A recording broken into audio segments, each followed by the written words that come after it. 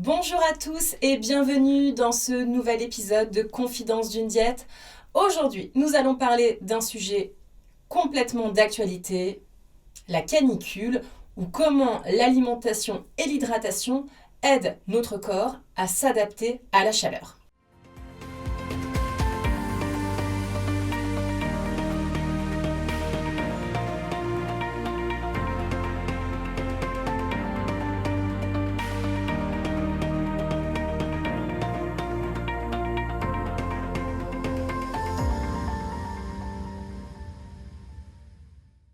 Chaque été, les épisodes caniculaires semblent plus fréquents ou en tout cas plus intenses et on est systématiquement bombardé à juste titre d'informations sur le fait de boire, d'éviter des activités physiques trop intenses, de se mettre à l'ombre, de rester chez soi, etc. Mais il faut aussi qu'on parle du fait que votre alimentation et votre hydratation peuvent complètement vous aider à mieux supporter cette canicule. C'est tout le sujet d'aujourd'hui. Je vais vous expliquer comment fonctionne notre organisme par rapport à cette adaptation de la température, pourquoi on se sent parfois épuisé et surtout quelles habitudes simples adopter pour aider notre corps à traverser ces périodes particulièrement difficiles, surtout quand on est dans des régions où on n'est pas forcément habitué. Moi, je suis dans une région à Bourgogne où on vient de passer plus de 6 mois dans des saisons très grises, beaucoup de pluie, beaucoup d'humidité, et d'un seul coup on s'est pris des 35 degrés de température, puis ça a rechuté à 18, ça remonte à 35, et on le voit très bien que sur les organismes c'est particulièrement difficile. Mes patients font quasiment tous le même constat d'une période assez compliquée où le sommeil est délicat, il faut tout de suite retravailler l'alimentation, l'hydratation, ils sont un peu perdus, c'est le yo-yo. Donc aujourd'hui, on va essayer un petit peu de découdre tout ça et de donner des outils simples et accessibles à tout le monde. Il faut comprendre que notre corps possède un système naturel de régulation, c'est ce qu'on appelle la thermogénèse. En fait, quelle que soit la température extérieure, notre corps fait absolument tout son possible pour maintenir notre température interne à 37 degrés. C'est l'un de ses rôles primaires. Et lorsqu'il fait chaud, il y a plusieurs mécanismes qui se mettent en place pour éviter la surchauffe. Voilà. Le plus connu étant la transpiration pour beaucoup de personnes. Et en fait, ce mécanisme de transpiration, en l'occurrence, a un coût. Et cette sueur qui est produite demande en l'occurrence de l'eau, des minéraux, de l'énergie. Notre système cardiovasculaire doit également travailler davantage pour transporter la chaleur vers la peau afin de la dissiper. Résultat, on ressent davantage de fatigue puisque le corps en fait, ne peut pas être sur tous les fronts, c'est pas possible. Donc il y a un peu de lassitude, des difficultés de concentration, voire des maux de tête ou des vertiges. Par exemple, il y a eu le débat, enfin un débat, pas forcément un débat, mais il y a le fait que certains proviseurs demandaient à décaler parfois certaines épreuves de bac. C'est pas parce que les élèves sont fragiles, c'est parce qu'on le sait qu'il y a vraiment un impact sur la concentration quand il y a une chaleur importante. Et du coup, vous voyez, c'est des choses auxquelles on ne pense pas forcément, mais cette surchauffe, elle impacte plusieurs domaines de notre adaptation corporelle. L'hydratation, c'est forcément le premier réflexe à adopter. C'est d'ailleurs celui qu'on vous véhicule énormément. Lorsqu'on parle de chaleur, l'hydratation est souvent le premier conseil qui est donné. Et c'est pas un hasard, puisque notre corps est quand même principalement constitué d'eau. Et cette eau, elle intervient dans presque toutes les fonctions vitales, la circulation sanguine, la digestion, le transport des nutriments, l'élimination des déchets. Et bien sûr, la fameuse régulation thermique dont je vous parlais. Et pendant une journée très chaude, on peut perdre pas mal d'eau par la transpiration en l'occurrence. Le problème, c'est que la sensation de soif apparaît souvent tardivement. Vous le savez, on répète souvent que lorsqu'on a soif, c'est que déjà le corps signale qu'il y a un manque. En fait, le problème de la soif, c'est que ce n'est pas un signal d'anticipation. C'est vraiment un signal il y a déjà un problème qui est installé. D'ailleurs, moi, quand mes patients me disent « j'ai pas soif », je le dis, en fait, j'allais presque vous dire tant mieux. Oui, il ne faudrait pas ressentir la soif. Normalement, c'est pas un sentiment que vous devez avoir. C'est pas comme la faim. Voilà, la faim, effectivement, il faut essayer de ressentir la faim avant de manger. L'hydratation, non, il ne faut pas ressentir la soif, et encore moins l'été. Encore moins l'été, parce que ce signal veut vraiment dire qu'il y a une déshydratation qui est déjà un peu en place. Et il va être difficile, un, de la combler, et deux, d'anticiper encore plus alors qu'il y a de fortes chaleurs derrière.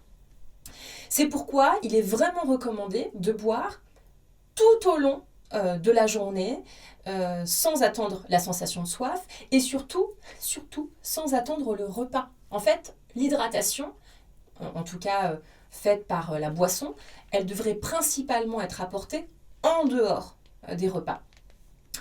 Alors évidemment, l'eau c'est la boisson de référence, mais sur des moments comme ça, de canicule, où pour certains de mes patients c'est très compliqué de boire, parce que j'en ai, malgré tout, je conseille, si besoin, d'aller pourquoi pas vers des eaux aromatisées, alors si possible maison, parce que là on ne parle pas d'un petit extra qu'on va faire de temps en temps, on parle de quelque chose qu'on doit faire toute la journée, à quantité plus ou moins importante. Donc, je ne vais pas vous conseiller d'aller, certainement pas vers des boissons sucrées, mais même vers des eaux aromatisées industrielles, parce que souvent, elles ont du sucre. Alors, la difficulté, c'est que pas toutes. Et le problème, dans certaines marques, je ne vais pas les citer, mais le problème dans certaines marques, c'est que certains parfums sont avec ajout de sucre, pas d'autres. Donc du coup, on va dire, tiens, cette marque-là, j'ai vu, je vais vous dire n'importe quoi, que la version citron, elle est sans sucre. Je vais prendre la version framboise. Oui, mais peut-être que la version framboise, elle est sucrée. Donc, évitez vraiment les eaux aromatisées industrielles.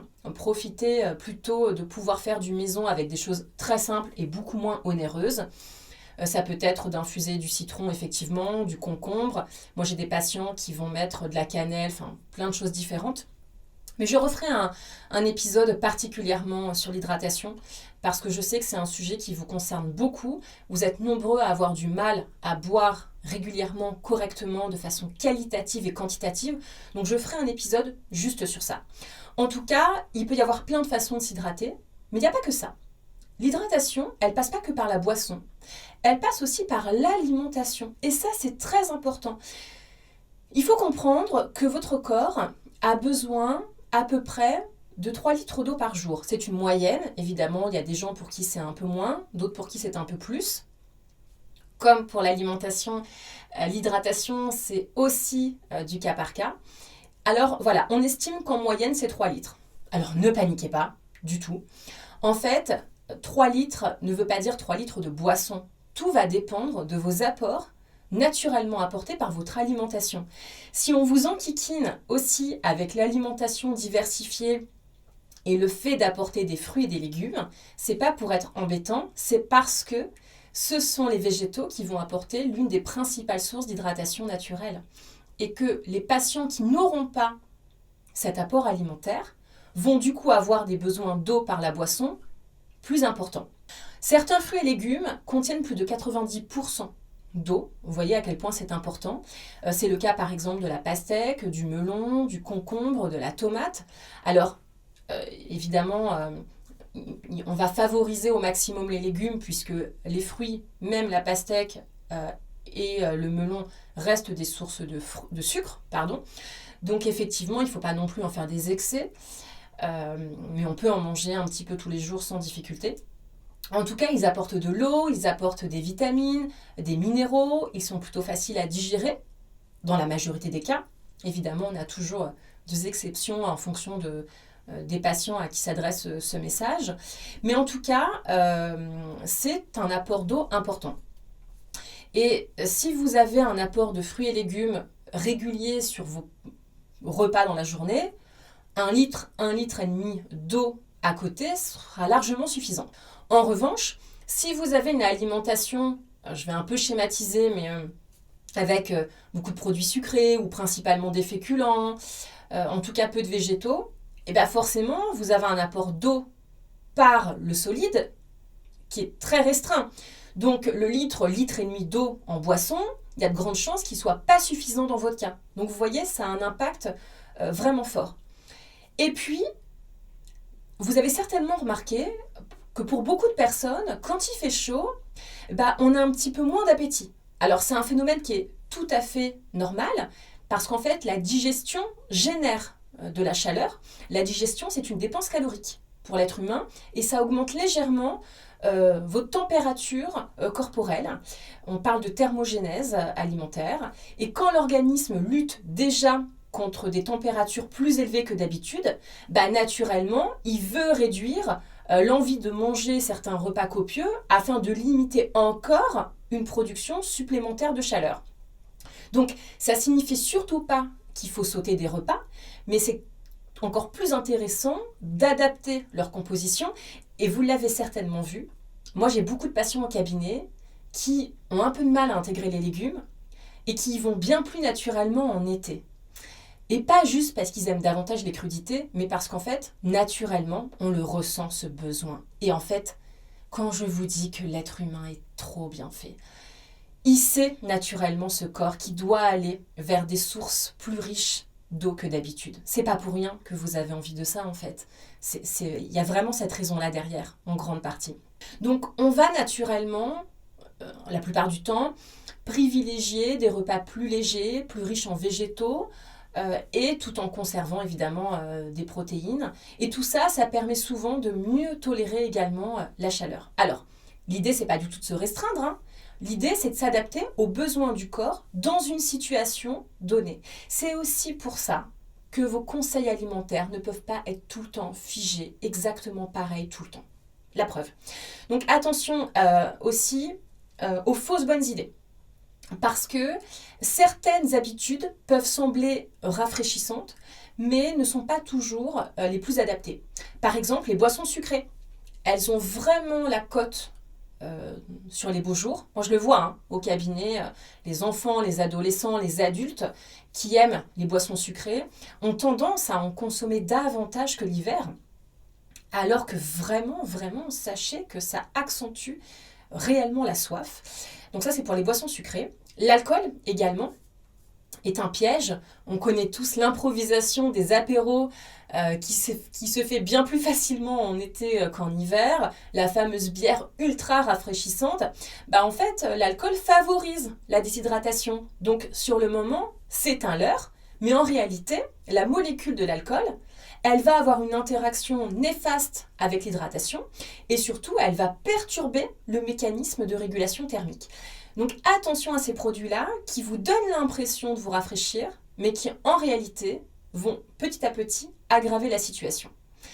Donc il ne s'agit pas de les interdire, il s'agit simplement d'être conscient de leurs effets potentiels, surtout lorsqu'il fait particulièrement chaud, d'être attentif aux signaux d'alerte à votre fatigue, à votre lassitude, aux coups de chaleur, et de vraiment essayer de les limiter au maximum quand il y a vraiment des chaleurs importantes. Ce qui me semble essentiel là-dedans, c'est de comprendre que l'alimentation et l'hydratation ne sont pas uniquement des questions de calories ou de nutriments, surtout dans ce cas de figure, c'est qu'elles participent vraiment à notre capacité d'adaptation. C'est pour ça, vraiment, qu'on est de plus en plus à marteler le fait de diversifier son alimentation. L'alimentation équilibrée, ça ne concerne pas que les gens qui veulent perdre, prendre du poids, les sportifs, les pathologies. Non, ça concerne tout simplement les besoins naturels de votre corps et en l'occurrence, l'hydratation correcte en fait complètement partie. Donc, chaque verre d'eau, chaque fruit consommé, chaque légume, chaque repas constitue en quelque sorte un travail de soutien à cette régulation naturelle, à cette régulation corporelle. Un peu comme votre voiture a besoin de carburant et qu'elle a aussi besoin de liquide de refroidissement, d'huile moteur, ce sont des régulateurs. Et ces aliments, ils ont aussi ce rôle-là de régulation, pas qu'un apport nutritionnel. Donc prendre soin de son alimentation pendant une canicule peut n'avoir aucun rapport avec le fait de l'alimentation équilibrée, parfaite, pour une problématique de poids ou une problématique de pathologie. On a vraiment une problématique de régulation naturelle du corps qui a besoin d'être aidé naturellement.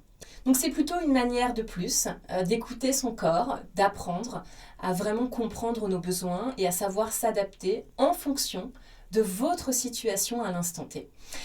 Avant de terminer cet épisode, voici donc 5 conseils pratiques. Boire régulièrement tout au long de la journée. Ça sert à rien d'un seul coup de boire 1 litre d'eau, pas du tout. En fait, à part gonfler votre vessie et vouloir aller tout de suite aux toilettes, c'est tout ce que ça va faire. Donc, je préfère vraiment de petites quantités, mais très régulièrement. Consommer davantage de légumes et éventuellement de fruits riches en eau. Adapter les repas avec des préparations un peu plus légères qui vont demander un travail moins lourd au niveau intestinal et donc une moins grande augmentation thermique pour le travail de la digestion. Limiter l'alcool et les boissons sucrées et surtout, écoutez-vous. Écoutez vos signaux de fatigue, de soif et de satiété du corps. C'est d'autant plus important de les respecter pendant cette période. Donc, comprenez bien que les fortes chaleurs représentent vraiment un défi pour notre organisme et qu'il faut juste en fait venir lui donner un petit coup de main en apportant ce dont il a besoin, ce dont je viens de vous parler.